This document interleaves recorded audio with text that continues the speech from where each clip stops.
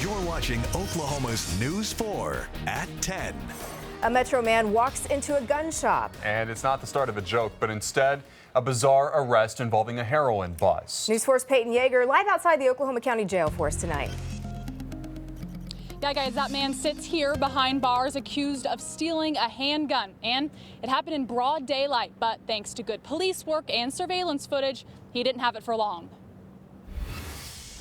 We try to cover every square foot of the building. But in a split second, police say this man, Christopher Copeland, saw his opportunity and The perpetrator took advantage of that. the 22-year-old allegedly stealing this, a semi-automatic 9mm handgun from H&H Shooting Sports.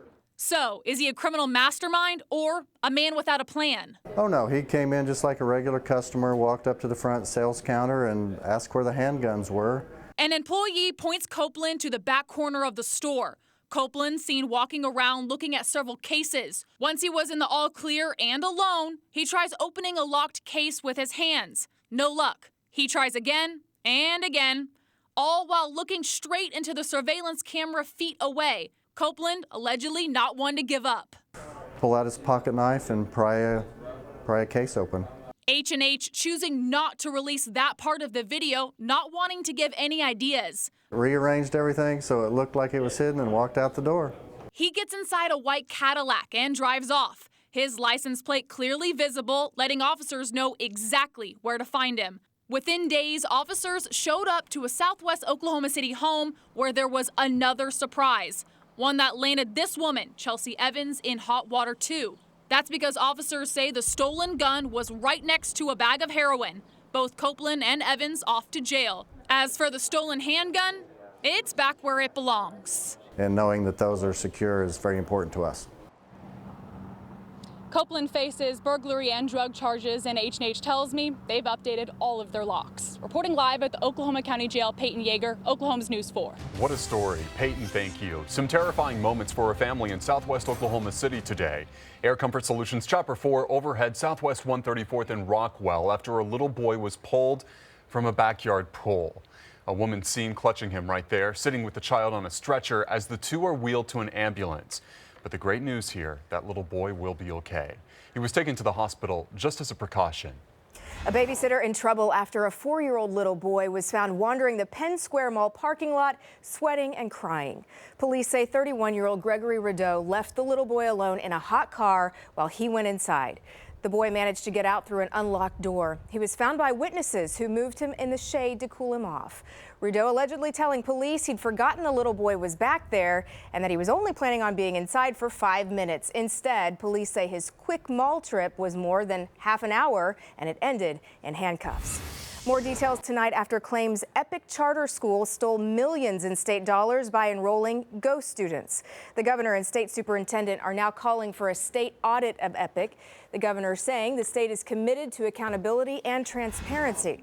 Epic released this statement just a couple of hours ago saying they will fully cooperate with the governor's request and that they'll even bear the cost of the audit. More details on a story we brought you earlier this week. 7 people, 6 of them kids, experiencing scratchy throats and respiratory problems. The symptoms only starting after smoke began pouring from the nearby Phillips 66 refinery. That, of course, is in Ponca City. The kids had to be decontaminated by fire crews in a parking lot of a hospital. Now, at the time, nobody from Phillips 66 could tell us exactly what that gas release was or what those 7 people inhaled. But News 4's Brent Skarkey stayed on the story, and Brent, not only did you get more details, but you have also learned that the DEQ is now involved. That's exactly right. More information today from Phillips 66, but also more from government officials about the incident. But today I went to an expert to get a better idea of what was in that cloud that floated north from the refinery.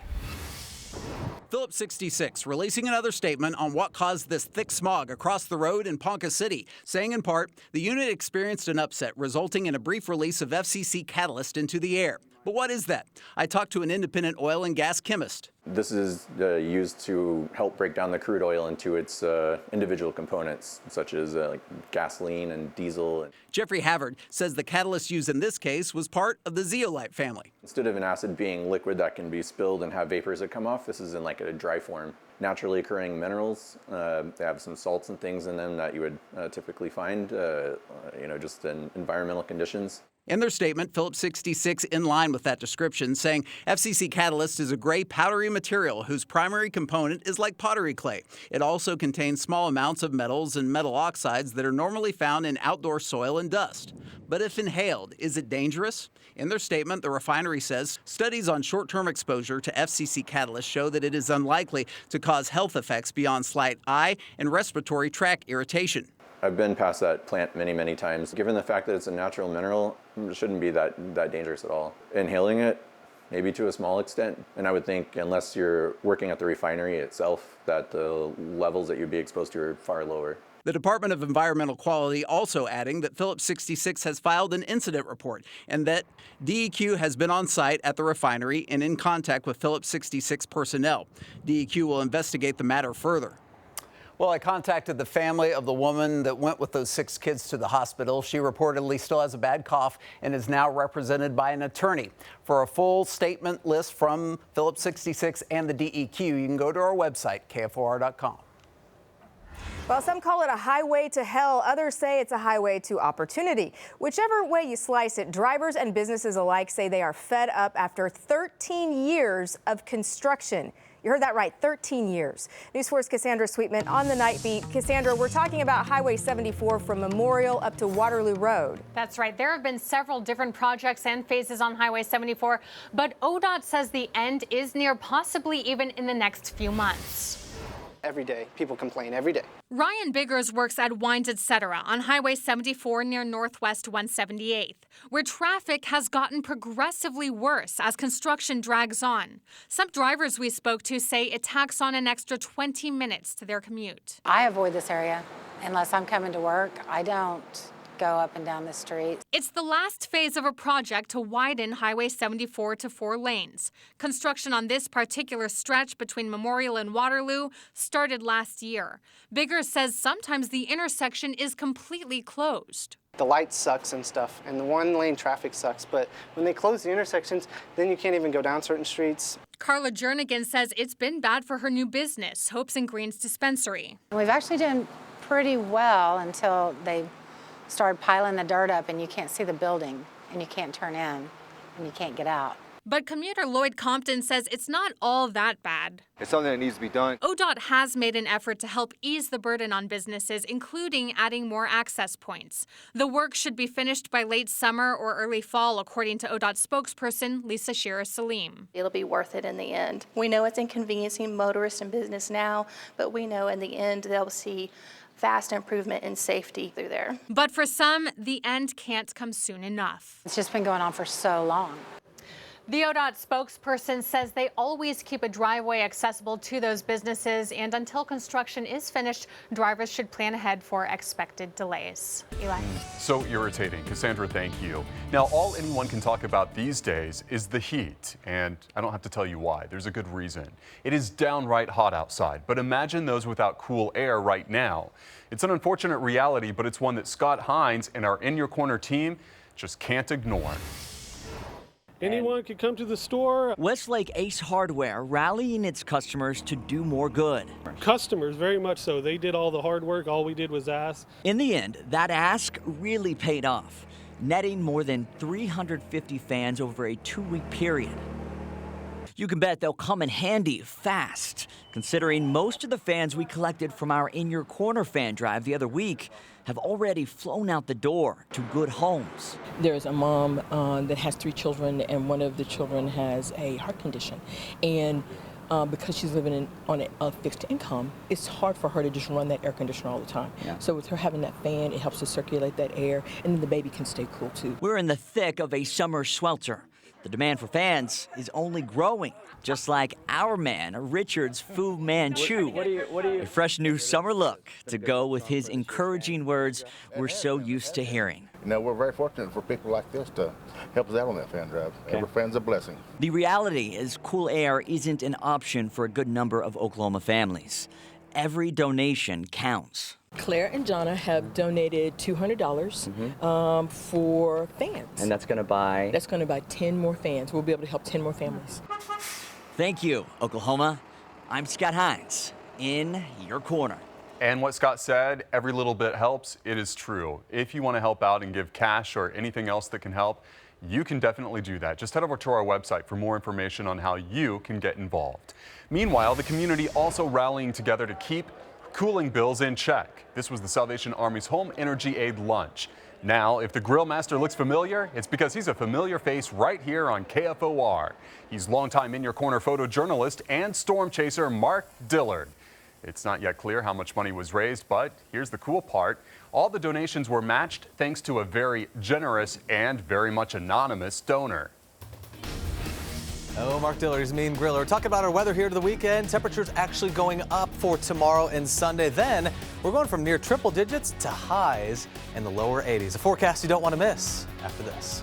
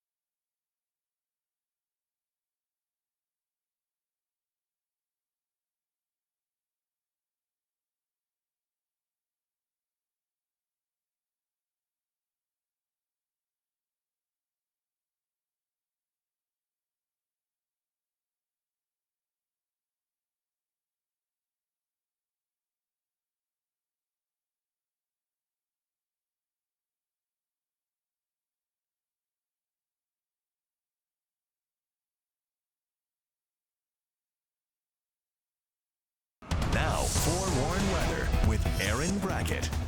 Hot, hazy, humid again, and our temperatures actually set to go up as we head into the weekend. Just today, 4 more EMSA heat emergencies.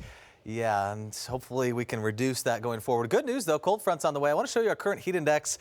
It's still there, folks. We're in the 10 o'clock hour, and a lot of folks are still feeling like they're 90 degrees or warmer in the state of Oklahoma. Here's the good thing, though, as we move forward. We're talking Sunday. Cold front comes through. This will sweep all the way through Oklahoma, a rarity this time of the year. And behind it, these are high temperatures on Monday.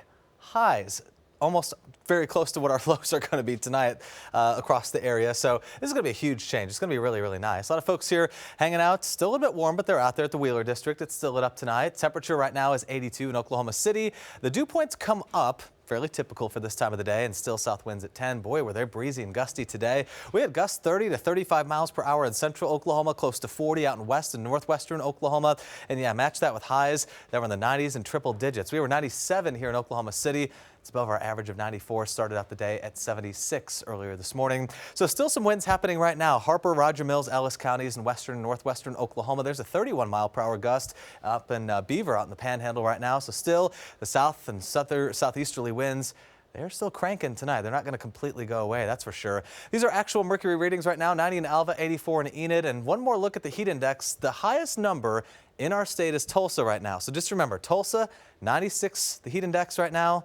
Look off to the north. They are still just sweltering in parts of the upper Midwest. Mankato, Minnesota, 102. Winona, Minnesota, 108 is how it feels. Council Bluffs, 105. That's near Omaha. Just absolutely incredible heat wave happening in northern Illinois, Chicago. Really feeling it tonight. That's going to continue for them. It continues for us tomorrow, too. We see just a couple clouds here in the Texas Panhandle. These are blow-off clouds with some earlier thunderstorms. They tried to make it to the Amarillo area. Those folks were hoping for a quick splash and dash. Certainly didn't make it. And off to the north, severe weather continues. In fact, confirmed tornadoes near the Green Bay area. Now a line of thunderstorms is moving through there. And that's typical. This time of the year, all the severe weather goes north. It goes to where the jet stream is. And boy, is that jet stream far north right now. It's hugging the Canadian-U.S. border. So anywhere south of that, that's where we have this big dome, this big heat dome of hot, hazy, and humid conditions. But again, as I said, we're not that far away from a significant weather change. You'll see that here on Future Track. As we go through tomorrow, the morning, sunny, afternoon, just as sunny. It's going to be hot tomorrow. In fact, 99 to almost 100 degrees here in the metro. Here's Sunday. Again, mostly sunny most of the day until we get to the afternoon hour. So here we are, 3, 4 o'clock on your Sunday. Watch as clouds start to form, and then around dinner time, showers and thunderstorms are going to pop up quickly. They're with us much of the night, Sunday and into Monday morning.